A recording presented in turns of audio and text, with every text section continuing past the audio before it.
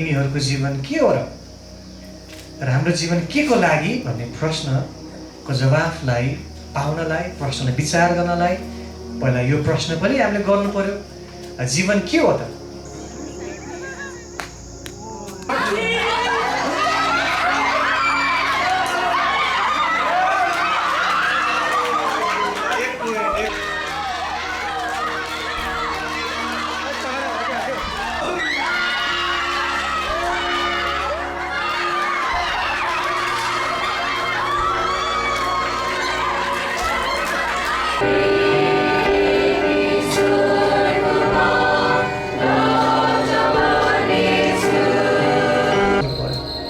प्रभु इच्छामा हामी बाँचिरहेका छौँ। प्रभुको इच्छा रहेछ र आजसम्म जीवित हुन पायौँ। अनि प्रभु इच्छा भयो भने हामी आज राति सुत्नेछ, भोलि उठ्नेछ। भोलि बिहान उठ्नेछ भने के ग्यारेन्टी छ? धेरै मान्छेहरू सुत्छन्, कहिले पनि उठ्दैनन्। यो बुझ्दै कि म एक दिन मर्नु नै छ र आजै मर्न सक्छ है, मेरो जीवन एकदम छोटो छ है, त्यसलाई एकदमै मैले प्रयोग गर्नुपर्छ, यसलाई एकदमै सदुपयोग गर्नुपर्छ है भन्दै प्रभु इच्छामा सुम्पदै जिउनु बुद्धिमानी हो। ब्लू अर्थपूर्णको 750, टिम रेड आशिष भएको 1250, 1 2 3 गो।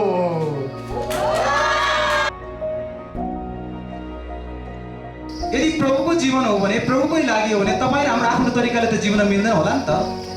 आफ्नो तरिकाले जिउन मिल्दैन। प्रभुबाटको जीवन हो, प्रभुका निम्ति हो भने अब त्यहाँनिर चाहिँ जिउने ईश्वरीय जीवनशैली एउटा तरिका छ। त्यहाँनिर चाहिँ हात पछाडि राखेर दुईजना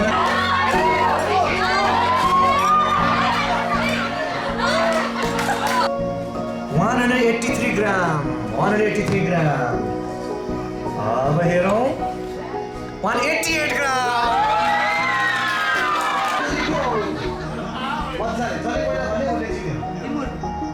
सही जवाब। सही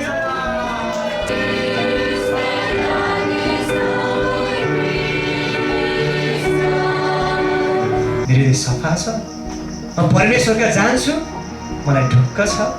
मेरो मृत्यु भनेको त यस पृथ्वीबाट पार भएर प्रभुको सामु जानु मात्रै हो। म निश्चिन्त छु, ढुक्क छु। त्यो प्रकारको जीवन जिउनु कति ठुलो विजय, आशिष। साँच्चै त्यही नै होइन त आशिषमा अर्थपूर्ण जीवन। तपाईँलाई कस्तो लाग्छ?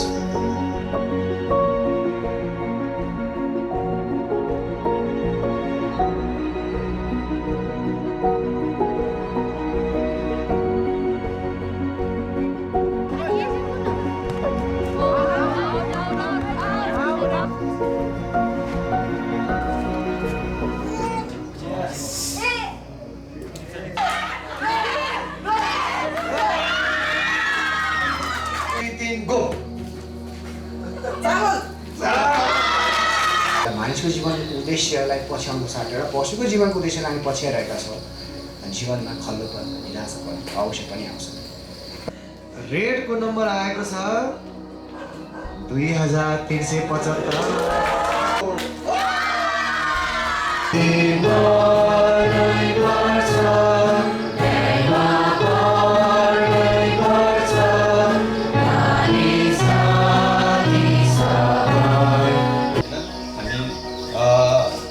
जीवनमा चाहिँ क्रियाकलाप गर्छौँ सबै मार्गदेखि मार्गसम्म एउटा मात्रै पाउँछ है, एउटा मात्रै पाउँछ। राखे खै हेर है।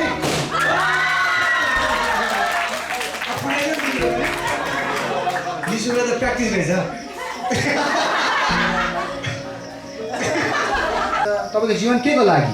It is for God. परमेश्वरको लागि। One who sent his son for you, जसले आफ्नो पुत्रलाई तपाईँको निम्ति पठाउनु भयो, died for you, आफ्नो निम्ति हाम्रो निम्ति मर्नु भयो।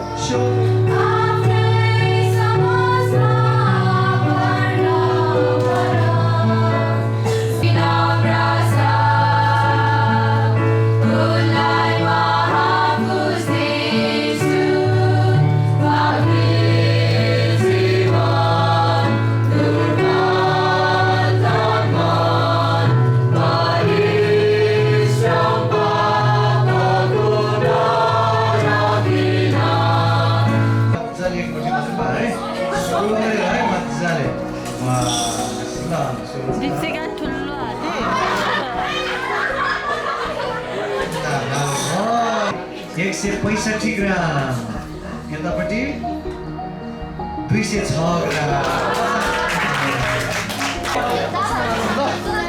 रेडी है लाइटर? 1 2 3 स्टार्ट।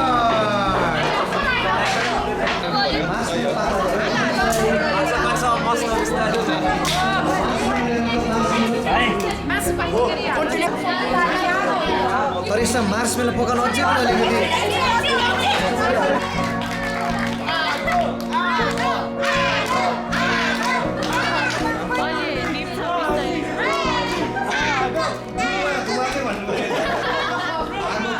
सबै बस्नु चाहिँ मिलेर जजमेन्ट हुन्छ हेर्नुहोस् अलिक डढे जस्तो लाग्यो।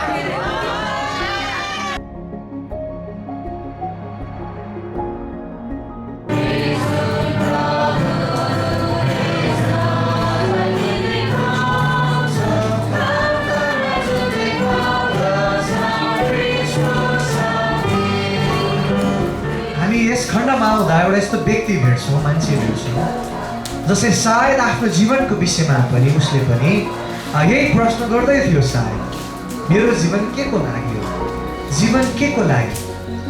जलाउनु पर्ने कुराहरू केही छ भने तपाईँसँग आज विचार गर्नुहोस् न। सांसारिक साथी सम्बन्धहरूलाई जलाउनु पर्यो, फाल्नु पर्यो, त्याग्नु पर्यो, छोड्नु पर्यो। अब यो नयाँ जीवनको जुन बलाउको लागि त्यो पुरानो जीवनशैलीले काम दिँदैन।